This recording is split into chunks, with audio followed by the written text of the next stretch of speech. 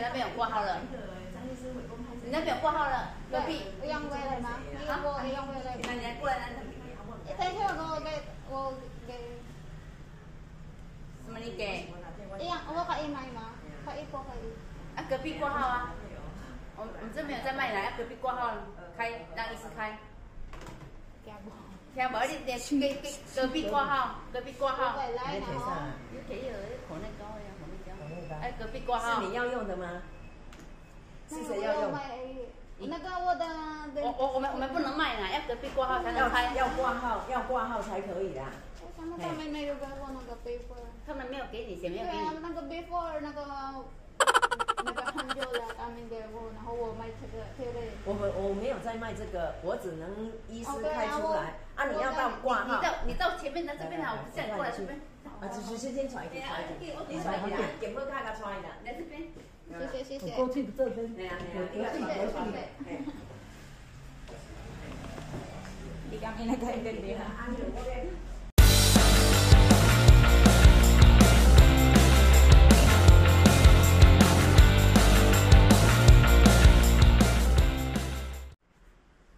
Hi! What's up mga kabayan? Nandito na naman po ako, si Ayen.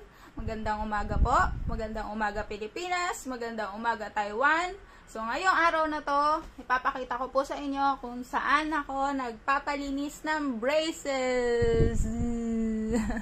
So, magpapalinis ako ngayon ng ngipin at magpapapalit ng rubber. So, hindi muna ako magpapa-adjust. Baka next month na lang.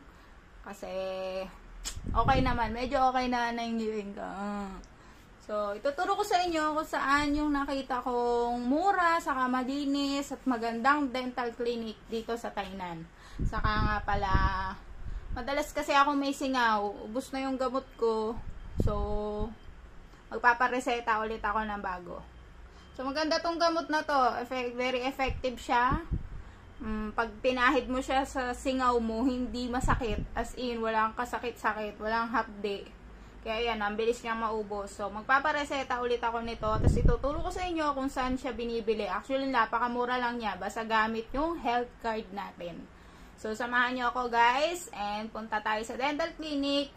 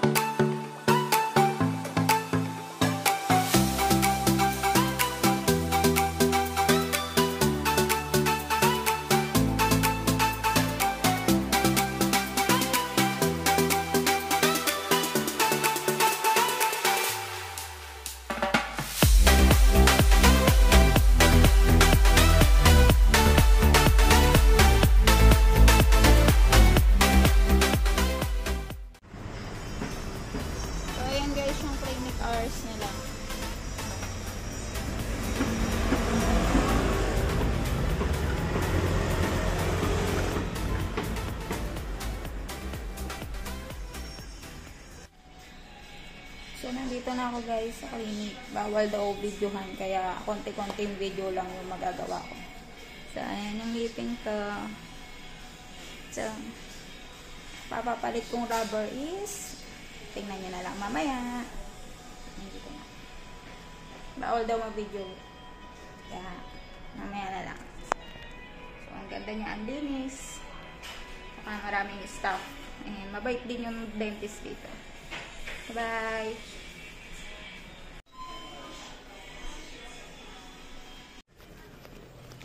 So, tapos na guys. Ayan na siya. Violet. Ayaw magpa-video ni Doc doon. Yung dentist. Kaya konting video lang. Okay naman, mabilis lang. Tapos, ayan. Malinis niya.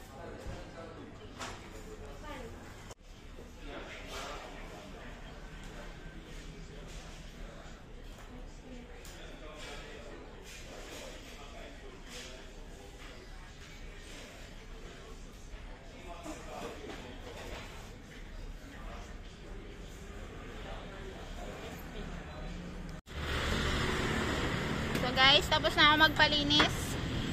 Pupunta tayo dun sa botika. Kasi bibili ako nung nalagay sa singaw.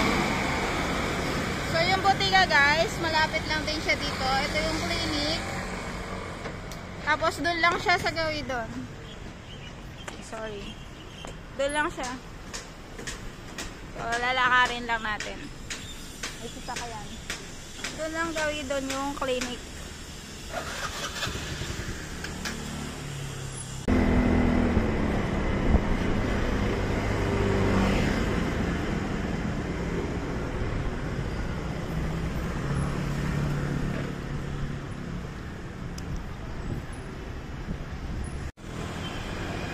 So, nandito na ako sa botika, guys. So, nandito siya sa may hotel. Tapos, ito yung botika. Dito ako bibili ng pamaglagay.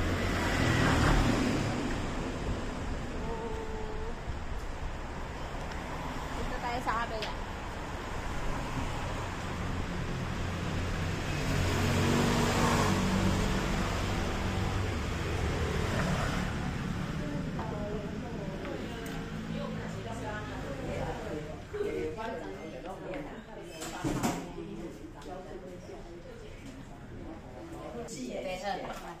Good morning， 我要买这个。哦，你多少钱？你要去隔壁挂号？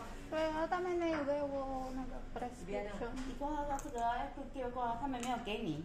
对啊，我问他们那个。你什么时候来开的？刚刚。刚刚有来挂号吗？对啊。刚刚有来挂号。见面吗？让我看医生啊，不医生。没有这个名字啊。这个我给他看那个 dentist， 我让给他看，我告诉他我有这个，那他们没有给我 paper 那个 prescription。来，你来前面，来前面。你什么时候开的？现在哎这个吗？啊？现在我听了。对呀，你挂号了没？对啊对啊。你挂完了？刚刚对啊。你什么时候挂的？刚刚。刚刚。对。刚刚有挂。对啊。哎，你前面那边有挂号了。你那边有挂号了，隔壁。让回来吗？让回来。你来过来，来。等一下我给。什么你给？我可以买吗？可以不可以？啊，隔壁挂号啊。我们这边有在卖奶，隔壁挂号开，让医师开。听无？你连隔壁挂号，隔壁挂号。来呢？你可以有口内膏呀，口内膏。哎，隔壁挂号。是你要用的吗？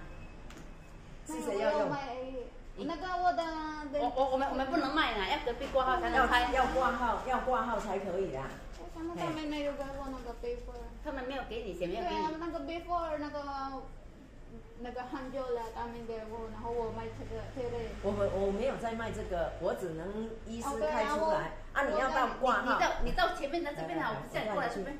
啊，只先传一点，传一点。你传一点，检测看个传一点。来这边。谢谢。过去这边。对呀。Hindi kami nag-gaintindihan. So guys, ganito yung nangyari. Ewan ko kung maintindihan nyo ako dito. Sa bahay ko na lang i-explain.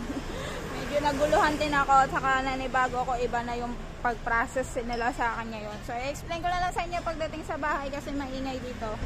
Kaya na lang ako, bye. 15 minutes later.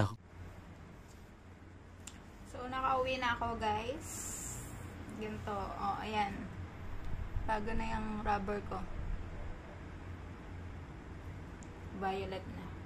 Hindi, nilagyan na rin ng gamot. Nilagyan ng gamot yung singaw ko. Ayun. So, ganito yung nangyari, guys. Explain ko sa inyo. Yung pinuntahan ko kanina, yung unang punta ko doon, ay siya nga pala, hindi sila nag-a-adjust. Reminder lang sa inyo na hindi sila nag-a-adjust ng brace.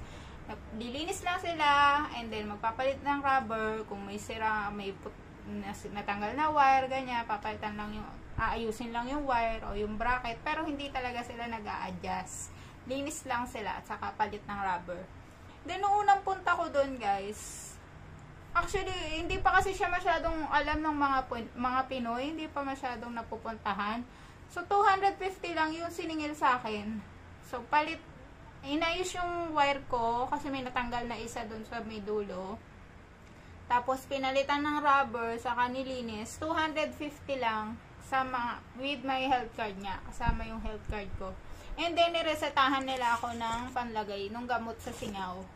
So, nung binigyan nila ako ng reseta, pinapunta nila ako dun sa butika. Tapos, pagdating ko dun sa butika, kinuha lang yung health card ko, saka, nagbayad lang ako ng 50 NT para dun sa gamot, sa panlagay sa singaw. So, kanina, nagtataka ako kasi doon sa dentist, sa dental clinic, hindi nila ako binigyan ng reseta. Tinatanong ko kung asan na, sabi, hindi daw sila nagbibigay na noon. Pumunta na lang ako doon sa botika at bumili ako. So, nung pumunta ako doon, syempre hinahanapan nila ako ng prescription.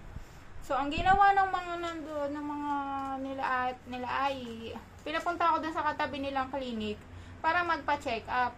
So, hindi ko rin naman alam na ganun pala yung gagawin sa akin. Nag-check up yun pa pala ako. Kunwari check up. So, pinapasok ako doon sa mga doktor. Tapos, pinakita ko lang yung singaw ko.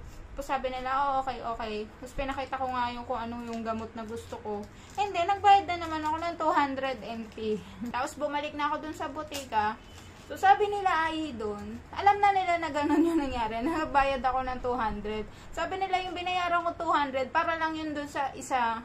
So, isa lang talaga yung ibibigay sa akin na gamot. Yun nga, ito, yung panlagay sa singaw. Pero, siguro, parang naisip nila na hindi siya sulit kasi hindi naman talaga ako chinek up. Tinignan lang yung singaw ko, napakabilis lang. Ginawa nila ay, binigyan nila ako ng dalawa. Ayan, so, dalawang panlagay sa singaw. Free na daw yung isa, sa akin na daw yung isa. So, yan. Ang bait nila, diba? Mababait talaga mga Taiwanese. Sa totoo lang. Hindi naman talaga, hindi lahat ay, Basta yan. So, dalawa ang binigay nila sa akin. Free na yung isa. Tapos, wala na akong binayaran doon sa botika.